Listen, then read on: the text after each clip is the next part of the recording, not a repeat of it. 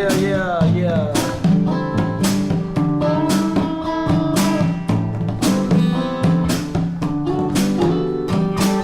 Ich wusste nicht, wie es geschah. Es war einfach wunderbar.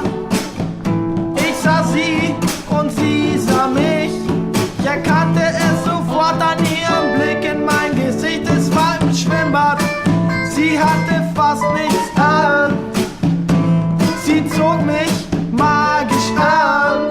Sie hatte eine eigene Umlaufbahn. Sie wog 180 Kilo und es ist jetzt kein Schmarrn. Sie war ein deutsches Fabrikat. Sie war ein deutsches Fabrikat.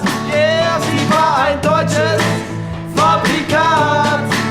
Sie war ein deutsches Fabrikat. Yeah. Ein Panzer wie sie stirbt nicht aus. Deutsches Fabrikat ist in der Haus. Tiger, Leopard und wie die sonst heißen. Made in Germany, du kannst nicht bescheißen. Deutsches Fabrikat, oh, deutsches Fabrikat, yeah, deutsches Fabrikat, oh, oh, deutsches Fabrikat. Und Gitarre!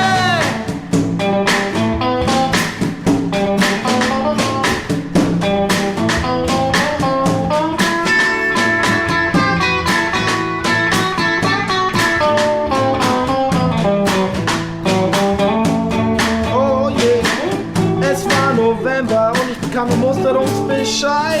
Ich dachte mir T1, das wäre echt weit. Ich ging ins Kreis, wär Ersatzamt Weiden, um denen da meine Skills zu zeigen. Im Rechnen war ich gut und das Gehör war okay. Korrekt politisch eingestellt und halt